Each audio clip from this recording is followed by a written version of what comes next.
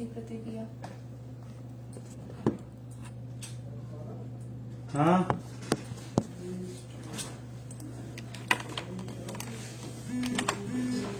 नमस्कार, sunrise news के इस फेसबुक लाइव ब्रॉडकास्ट में आपका स्वागत है। जिस पल का सभी को इंतजार था, आज चुनाव आयुक्त, मुख्य चुनाव आयुक्त आए और उसकी घोषणा कर दी और इसी के साथ देश के सबसे बड़े जो लोकतंत्र का पर्व था उसकी भी श्री गणेश हो गया है। सभी को मतदान कर पाएंगे और इसी के साथ 10 मार्च को सभी के नतीजे आ जाएंगे। तो जो आज मुख्य चुनाव आयुक्त ने प्रेस कॉन्फ्रेंस करी है उसकी जो बड़ी बड़ी बातें हैं वो हम आपको जल्दी से बता दें। इस बार के चुनाव आयोग ने 3 चीजों पर लक्ष्य रखा है।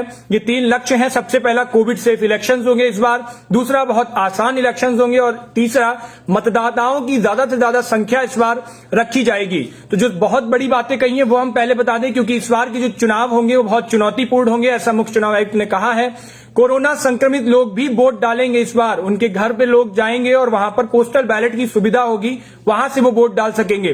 तीसरा जो उन्होंने बताया है कि इस बार 16% पोलिंग बूथ बढ़ाए गए हैं, 2.15 लाख से ज्यादा पोलिंग स्टेशन बनाए गए हैं इस बार। एक पोलिंग स्टेशन पर मैक्सिमम वोटर्स की संख्या जो होगी वो 1500 से 1250 यानी इतनी रखी जाएगी जिससे ज्यादा से ज्यादा जो कोविड प्रोटोकॉल का हो वो पालन हो सके।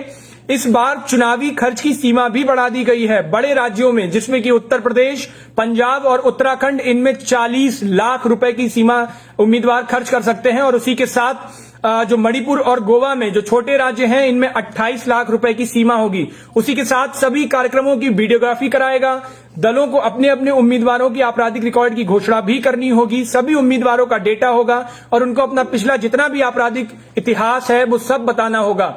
उसी के साथ विजय जुलूसों पर रोक लगा दी गई है। उन्होंने ये भी कहा है कि रोड शो, रैली और पद यात्रा तक की भी रोक लगी है 15 जनवरी तक। इस बार की जो मतदान का समय है वो 1 घंटे बढ़ा दिया गया है और उसके साथ ही 90% वोटिंग कराना आयोग का लक्ष्य है। आदर्श आचार संहिता जो है वो जैसे ही मुख्य चुनाव आयुक्त ने प्रेस कॉन्फ्रेंस करी उसी के साथ आदर्श आचार संहिता भी लागू हो गई है। कोविड पॉजिटिव लोगों के घर जाएगी चुनाव आयोग की टीम और वहां पर वोट डलवाएगी।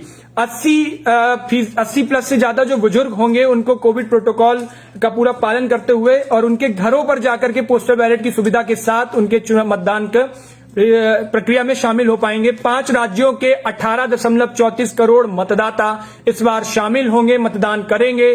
कोविड सेफ चुनाव कराना ये प्राथमिकता होगी चुनाव आयोग की और उसी के साथ 690 विधानसभाओं में इस बार वोट पड़ेंगे। आपको जल्दी से नंबर बता दूं तो 18.34 करोड़ मतदाता इस बार शामिल होने वाले हैं। इनमें सबसे ज्यादा सर्विस क्लास के मतदाता शामिल होंगे। उसी के साथ 8.55 करोड़ महिला मतदाता इस बार शामिल होने वाली है, जो बहुत अहम आंकड़ा है, बहुत अहम नंबर है इस बार। इसीलिए मुख्य चुनाव आयुक्त ने कहा भी है कि महिला मतदाताओं की इस बार बहुत बड़ी संख्या देखने को मिलेगी। कुल 24.9 लाख मतदाता पहली बार वोट डालने जा रहे हैं, जिनमें 11.4 लाख लड़कियां शामिल हैं। 11.4 लाख लड़कियां ऐसी होंगी जो पहली बार वोट डालेंगी। आपको जल्दी से यह भी बता दूं कि इलेक्शन का इस बार शेड्यूल क्या रहने वाला है। पंजाब, उत्तराखंड और गोवा, इनमें एक ही फेज में 14 फरवरी को मतदान होंगे। मणिपुर में 27 फरवरी और 3 मार्च को होंगे, यानी मणिपुर में 2 फेज में चुनाव कराए जाएंगे। और उसी के साथ उत्तर प्रदेश की बात करूं तो पिछली बार 2017 में 7 चरणों में मतदान हुए थे। इस बार 2022 में भी 7 चरणों में ही मतदान होंगे। पहला चरण 10 फरवरी को होगा, दूसरा चरण 14 फरवरी को होगा, तीसरा चरण 20 फरवरी को होगा। उसी के साथ चौथा चरण जो होगा वो 23 फरवरी को है, पांचवा चरण 27 फरवरी को है, छठा चरण 3 मार्च को होगा और उसी के साथ 7वां चरण जो आखिरी चरण होगा वो 7 मार्च को होगा। और इसी के बाद 10 मार्च को काउंटिंग होगी और सभी जगह वहां पर नतीजे आ जाएंगे। गोवा में 10 फरवरी को वोटिंग और 10 मार्च को जो नतीजे होंगे वो सभी 5 राज्यों के नतीजे होंगे और उन सभी 5 राज्यों में नतीजे शामिल होंगे। और इसी के साथ फिर किसमें कहां किसकी सरकार बनेगी ये देखना अहम रहेगा, क्योंकि ये लोकतंत्र का पर्व अब कोरोना ओमिक्रॉन के बीच में शुरू होने जा रहा है।